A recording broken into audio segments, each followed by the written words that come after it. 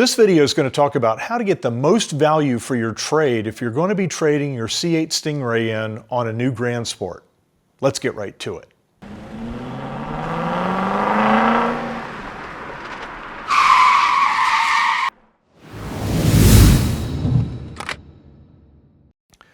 Hello and welcome to the Lodge. This video is going to look at trade or sales strategies for your existing C8 if you're a potential Grand Sport buyer.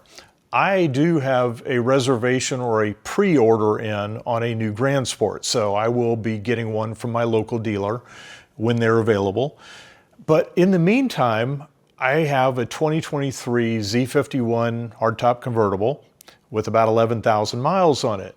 And I got to thinking, okay, I'm going to try to sell this outright. Then I started looking at the prices, and they have taken a pretty good beating in value. My car was a $97,000 sticker, and you know the values have dropped retail to about $78,000. And I was thinking, holy cow, 78, I'll get negotiated down to 76. I mean, 78's what these things might be listed for. I do see some for 74. At dealers even. So I'm thinking, my gosh, I did a GiveMeTheVin.com and a Carvana and a few of those others, and they came in at about the $67,000 range for a buy it outright. And so I went to my dealer, and I hadn't even thought about this, is asking if he would accept my car early.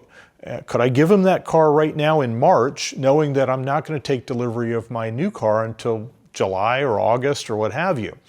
Because in Tennessee, we have a 7% sales tax. So it's going to be a 7% tax benefit. So on my particular car, we're talking between $4,000 and $5,000 of tax benefit. So if I get $70,000, I've netted $74,500. So that's not a bad deal. So he was willing to accept my car as a trade. We negotiated a trade number.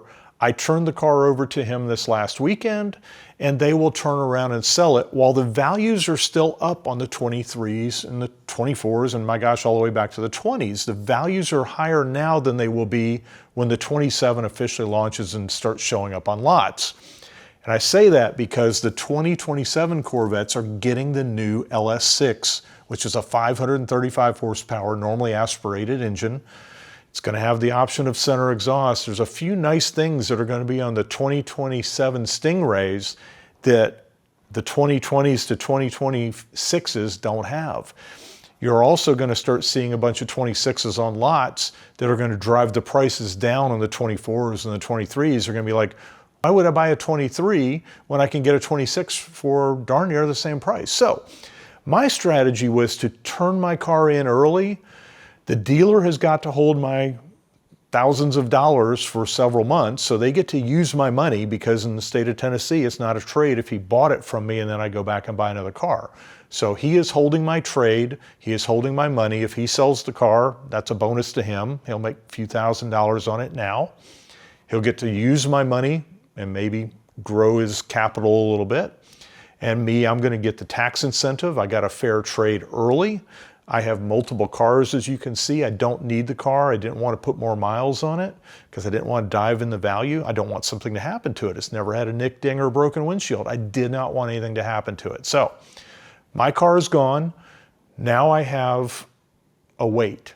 And as soon as we can put an order in, I'll be picking out a new car. So if you're in a similar position or you have a car that's a third or fourth or whatever vehicle, and you are planning on trading it for your new Grand Sport, secure a deal someplace. And then once you secure a deal, hopefully at sticker or below, mine was at sticker, ask your dealer, hey, what would you be willing to give me trade on my car now? And will you take it now and hold the deal for my tax credit?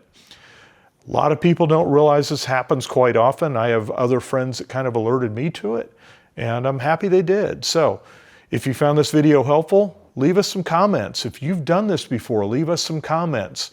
You always want to go with a dealer that you trust, a dealer that's been in business for a long time, not a shady one that's you think might not last very long. And most of the GM dealers they have longevity and they're going to be around, so I don't think you're going to see it like you do in these small used car dealers. So thanks for being with us at the Full Octane Lodge, and come back often. Oh, wait, I almost forgot. Our legal team made me promise to display this disclaimer before we ended the video. Please take a moment to read it before you make any buying decisions.